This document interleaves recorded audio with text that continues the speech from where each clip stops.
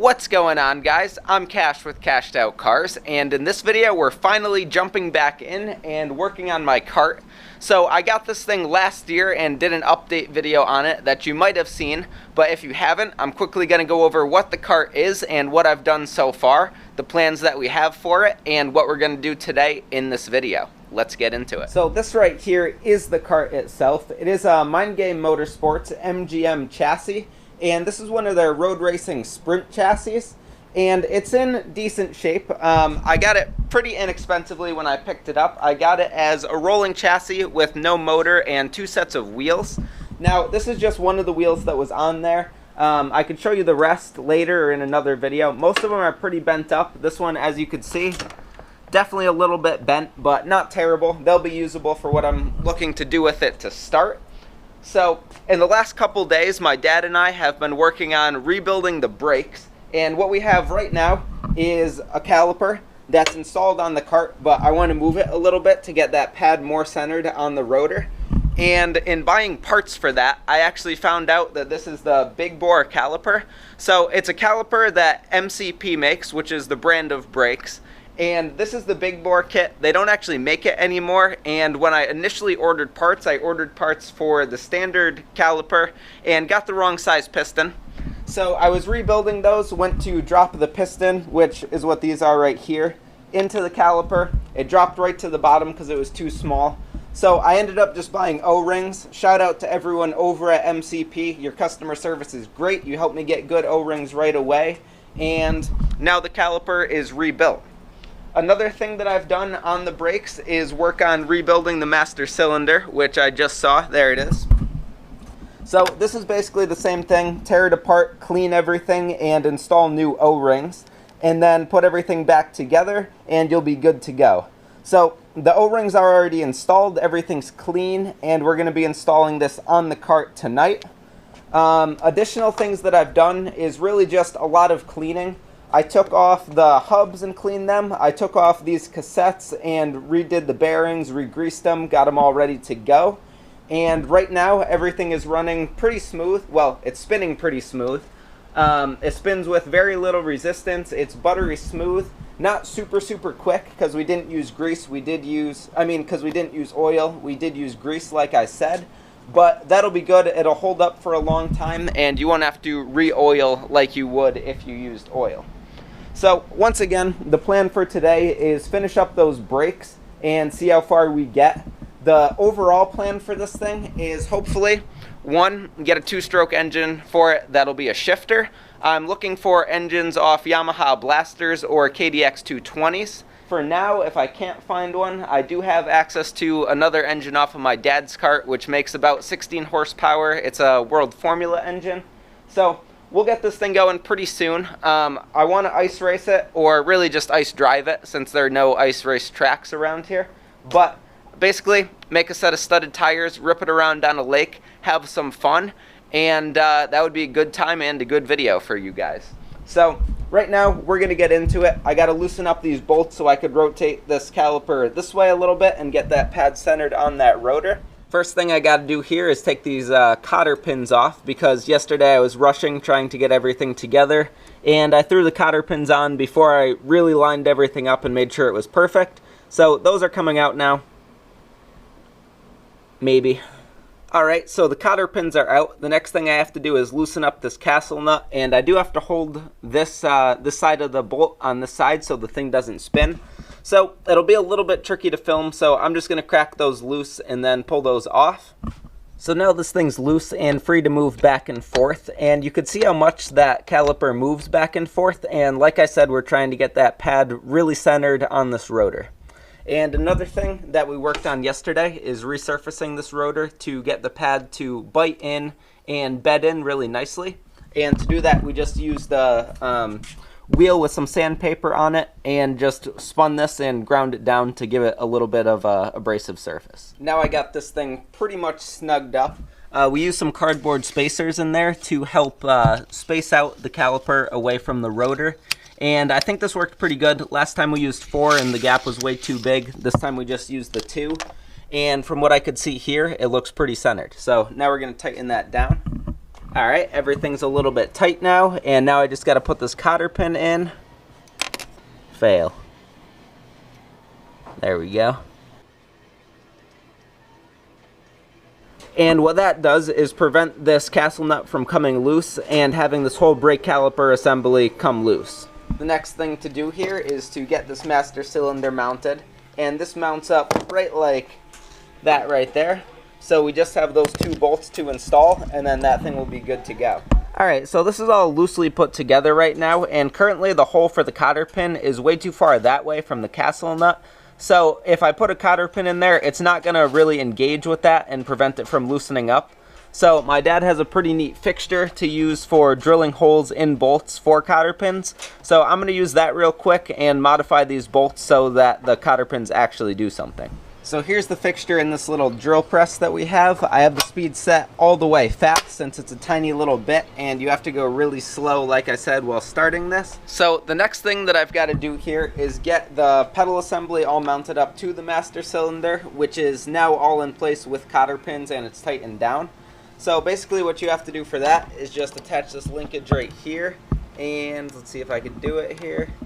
Slide that one pin through, just like that, and then clip it on the side with something like the safety clip. And depending on where you mount this thing to this master cylinder linkage depends on how much force you'll have to put on the pedal.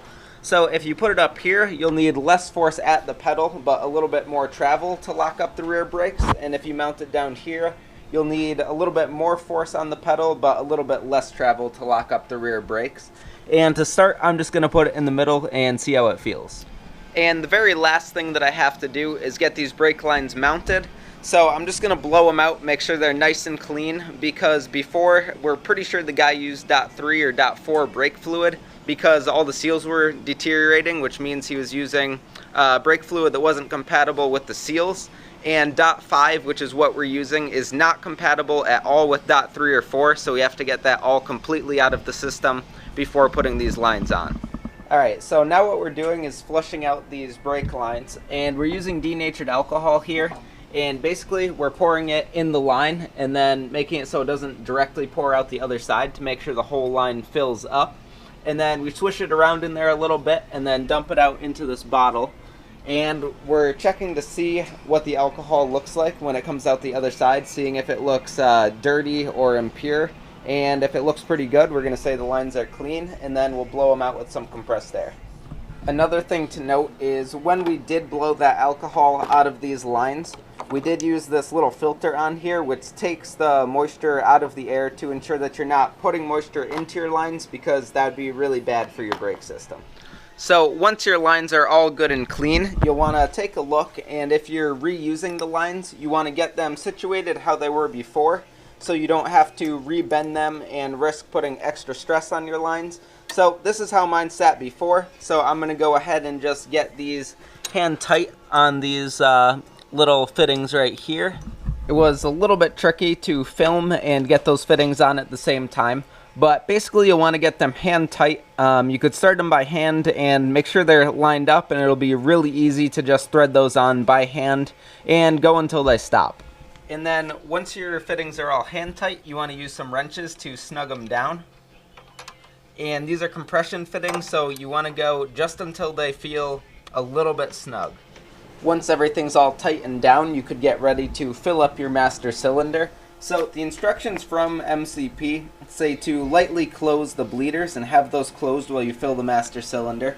And then you could go ahead and fill up your master cylinder. Like I said, I'm using .5 brake fluid because it doesn't absorb water, and it also doesn't deteriorate seals, so it's what they recommend to use in these brake systems. Then you could go ahead and fill up your master cylinder, and that's extra full right there.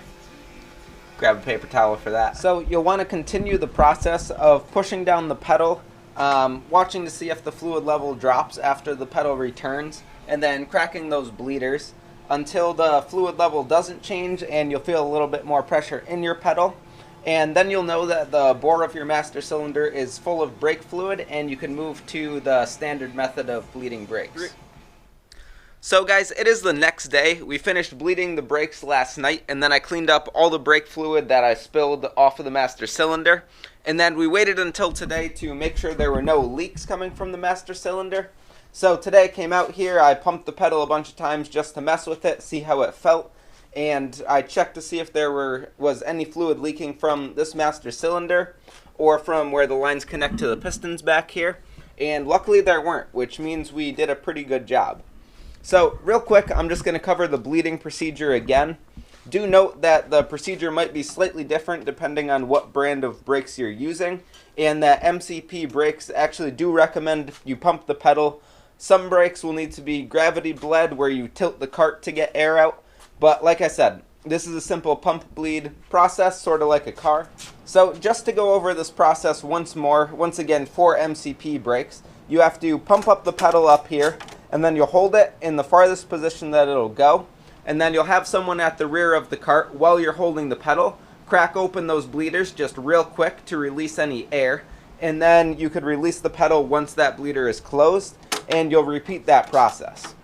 So it is important to go pretty quick when you open and close this bleeder, so you get just air and you don't bottom out that pedal, because once you open the bleeder you will be able to push that pedal more. But like I said, go quick with this. And once you're getting just fluid out of the bleeders, you could be pretty confident that you got all the air out of your system. Now, as you can see here, I have my cart angled just a little bit, and that's because the way that the air comes out of these calipers, it's beneficial for the system to angle the cart just a little bit. But once again, that'll probably vary depending on what kind of system you're running on your cart. So that's it for bleeding the brakes. The very last thing that I want to do is just move this rotor over a tiny bit to make sure that it's centered between the two pads in the caliper. So I'm going to get that done. I cut down this Allen wrench right here so it fits in there easily, and we're just going to crack that loose, tap it over a little bit, and then call it a day. So basically what you're looking for here is that both pads touch the rotor at the same time. So you could have someone slowly pressing the brake pedal, and once one pad starts touching the rotor, you want to make sure the other one is too. So move the rotor back and forth until that happens, and then you're good to go. So guys, that's going to wrap up this first episode of getting back into working on the cart. On the next episode, we're going to be setting up the cart to be fitted with this body. Now, this body isn't really made for the way that this cart's set up right now. This has a one-piece body setup, which is upstairs, and it's absolute junk. And I like the way that this body looks a lot better.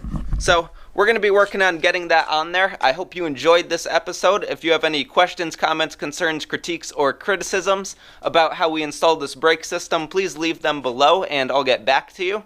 Thanks for watching. Subscribe for more, and I hope you stick around for the next one. Take care.